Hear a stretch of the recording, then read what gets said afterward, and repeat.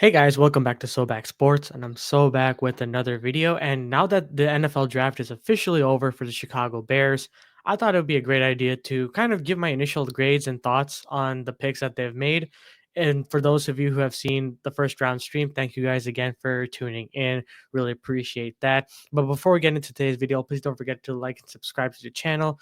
Also follow me on X, YouTube, Instagram, and TikTok as well. Uh, and yeah, let's get on with the grades because there are a decent amount of picks that Ben Johnson has made in the 3 days. So and a lot of trade downs as well. I think that was the most interesting part of the whole process and the more peculiar part. But the process will eventually show out when I kind of walk through each of these picks. So let's get started without further ado. The first pick that we made is in the 10th overall pick in the first round. And it was a little bit of a shocker. I'm gonna be real because when I first thought we were gonna get like when we got the 10th pick and Ashton Genty went to the Raiders, Will Campbell obviously went to the Patriots. Everything kind of like fell apart in a sense, and we were kind of like, okay, we got the 10th pick. Are we gonna trade down? Are we gonna take Tyler Warren at the 10th overall pick? But instead, we decided to take Colston Loveland, a tight end from Michigan. I initially wasn't very happy with this, and you could probably tell on my stream. Like I tried to kind of like piece it together and kind of understand why this was a thing. But after a couple of days, it made that, or not even a day, after like a day essentially of like kind of looking through the process and kind of understanding the analytics behind it, this makes a lot of sense and for a lot of reasons. For starters, Ben Johnson is our head coach now, and he's trying to curate a team that is very resembles a lot of what he did in the Detroit Lions. And what I mean by that is when he drafted Sam Laporta, he had some intangibles, some uh, abilities that are perfect for his scheme only. And what I mean by that is Sam Laporta was really good as a pass catcher, was able to get separation, was able to have size, and was able to, get open in space as well, and was really good at doing so without even a scheme. And I think for a quarterback like Caleb Williams, who is going into his second year, that would be very good to have, especially as a weapon, as a safety blanket per se. And that thought process is probably carried over into the draft as well. And if you also take a look at Ben Johnson's press conference post the 3 rounds, he mentions that he did see a lot of what Sam Laporta was in Colston Loveland. And if you take a look at his Michigan, Colston Loveland currently is 21 years old. And Tyler Warren, if we had drafted him by May or June or something like that, he would be 23 years old. So Tyler Warren already has a 2 year age gap. And on top of that, he isn't necessarily, he doesn't, speaking of Tyler Warren, he doesn't meet what Ben Johnson looks for in a tight end. And I think this is a pretty solid pick. We still have yet to see if this pick is going to be, come to fruition because that's, the interesting part about the NFL draft is that it's pretty much a crapshoot. You won't necessarily know who's going to be good immediately. I mean, you could obviously make some judgments or some predictions, but this is going to be, in my eyes, a pretty solid move because not only will it allow you to run proper 12 personnel, it will also allow you to open up the space for more weapons for Caleb Williams as well. And speaking of weapons, because man, this was a big curveball, a good curveball to be really honest. Now with the 39th pick in the second round, we take wide receiver Luther Burden, and at the time, I think I was watching this on the train, and it was what was it? A bunch of running backs went off, like Judkins went off the board, Travion Henderson also went off the board, and I was kind of hoping and kind of expecting at the time for it to be a running back, but I forgot totally that Luther Burden was available as a wide receiver option. And with a big need in the slot wide receiver position, the Chicago Bears pounced that opportunity and got themselves a stud at wide receiver in Luther Burden. And you got to keep in mind, Burden was also like seen prior to like multiple mock drafts, was seen as like the second or even potentially even the first best wide receiver, but like besides Ted McMillan. And he has all the intangibles that Ben Johnson wants. And if you also again take a look at his press conference, he compared him to Jamison Williams from the Detroit Lions, who he also drafted as well. And Jameson Williams, twitchy, able to be very shifty, yards after the catch, very solid wide receiver, has speed as well.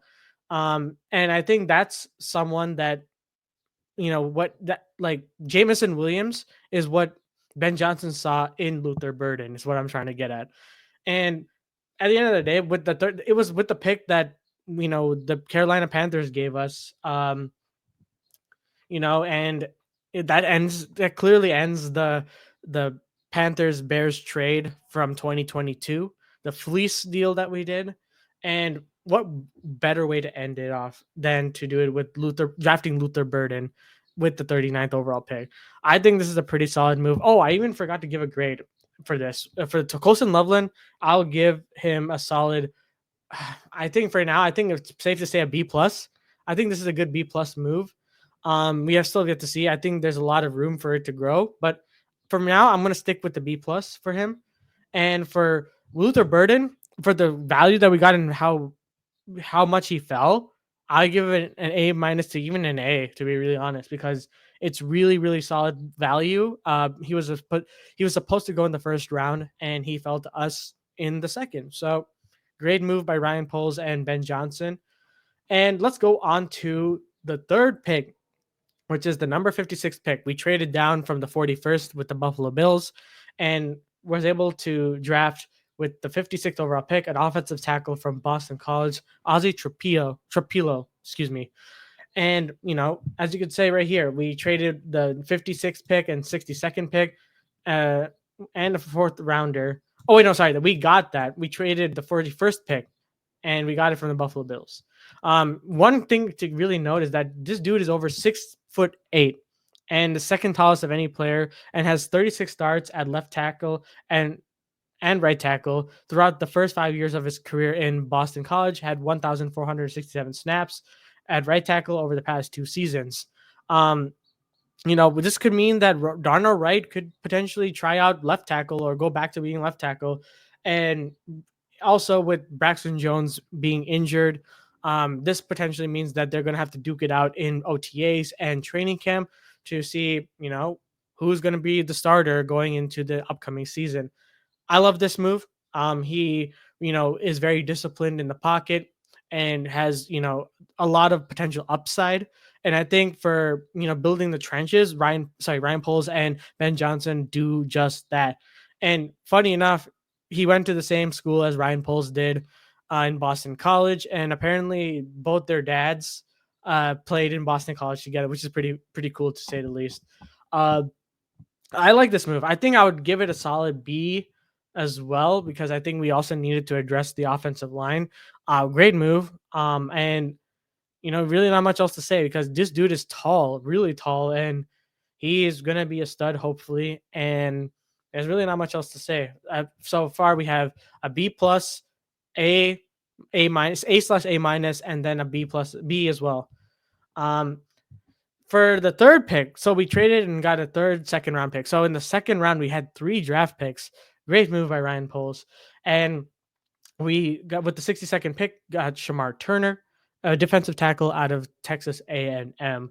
Um, we again tried to address the trenches. That's the most important part, especially now that we pre-draft address the trenches via free agency.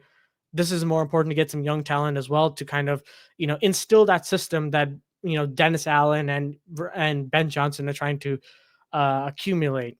Um, yeah, I mean, hopefully we'll have to see if he's going to start playing, but as of right now, he's a single player ranked inside the top 38 in pressures last season. A versatile defenseman who was one of 5 FBS players with 100 plus snaps at all 5 possible D line positions over the past 4 years. He's a very big guy. Fits Dennis Allen's view of who a defensive tackle should be. And, well, it's honestly pretty good. He's able to you can be the 2 gap and didn't allow for any defensive lineman to pass rush production to jump off the page. I think this is a pretty solid move. I feel like, he wasn't. He's not a very like high name, flying name or whatever, but he is still great value for what we were able to do. So in the second round, we got one offensive pick, uh, two trenches picks, and what more can you really say? The focus this year is going to be offense, and it really speaks for itself. And now this goes to the third day. And the third day is a little bit interesting. And, it started off with a very peculiar pick. Ruben Hyppolite II from a linebacker from Maryland. I think this is where the picks is going to be a little bit questionable. And listen, right now, I think that Ryan Poles, Ben Johnson have a rhyme or reason when it comes to who they want to take at a specific position. There has been a rhyme and reason so far for the first three picks. This one is a little bit left field. I am not 100% sure why we took him. Um, and we traded back as well to get him. So, who started 51 games over 5 seasons at Maryland, career high 66 tackles in 2024. He has he's very fast. Let's say, for example, this out of every single pick that we've made, um, all of them except for one of them had a 9.5 plus RAS score out of 10. And this dude had a 4.42 second 40 dash time. And this was clocked at his pro day, but he wasn't invited to the NFL Combine. It was a little bit questionable. And we decided to take him in round 4. That's interesting. And I think this is where I'm going to say this is probably going to be like a C minus to approaching D plus territory with this pick. I think that we could have waited a little bit to take him and not this early. I think that's my take on this, at least. Like, he's a very athletic guy. Don't get me wrong. But it's just that I guess with the fact that, Bashul Tutin and Scadabu were taken off the board as running backs options, he was the next option. I think they wanted to focus on the linebacker spot. But I give it a C plus, sorry, C minus right now. I think that's a very fair grade to give Ruben Hyppolite. But hopefully he proves me wrong. And hopefully, with the room that we have with our linebackers, he can just add to more depth and continue to learn behind TJ Edwards and Tremaine Edmonds. Let's go to round 5. Pick number 148, Zah Frazier, cornerback from UTSA.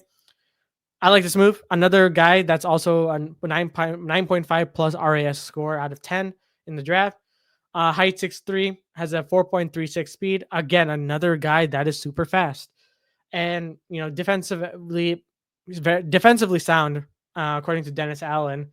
And he will be set at corner alongside Jalen Johnson, Tyreek Stevenson, and Kyler Gordon.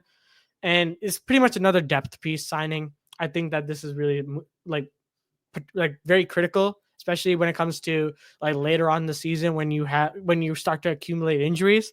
He'll get the moments like notice to, step up and play that position if someone were to get hurt. Great pick. I think that this is very important to have.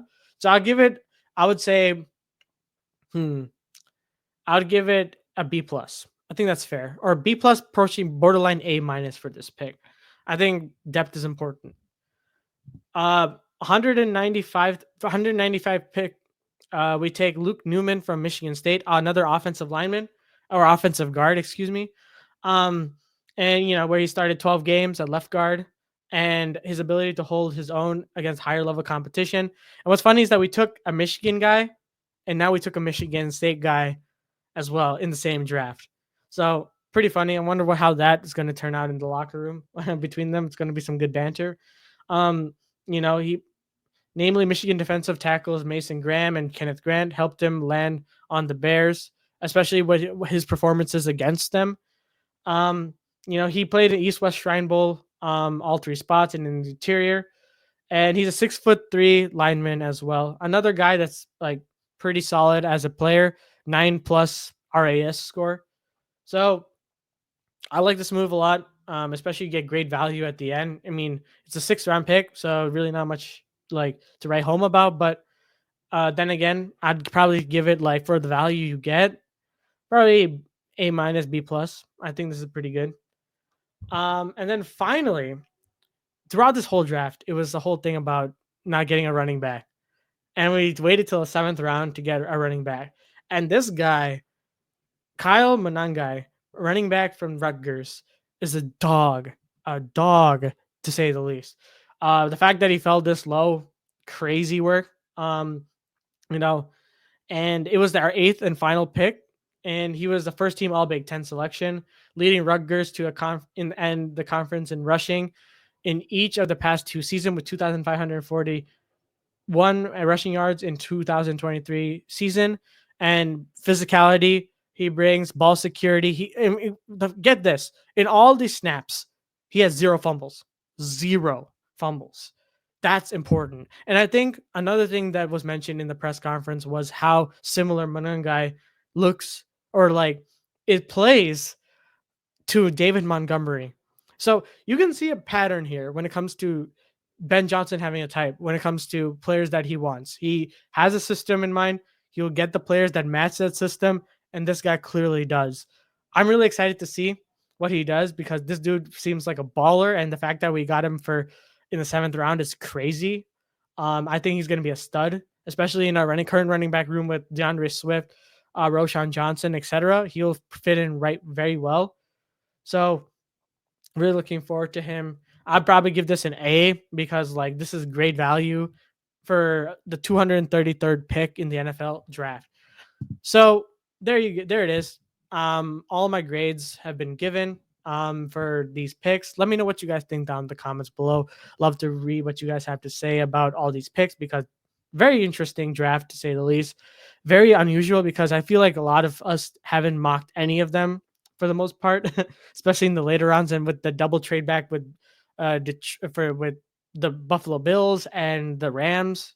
All the trade backs that have happened is a very interesting draft. And I think that we have addressed a lot of key positions of need. And overall grade, I would say is probably a B plus, because I think like we have to see the product on the field for us to truly give a good draft grade. So let me know what you guys think down in the comments below. Always remember to like and subscribe to the channel. Follow me on my socials down below. More podcast episodes coming out soon. We're going to try to make as much content during the off season, OTAs, and training camp. So feel free to subscribe to keep up with that. As always, we'll see you guys in the next one.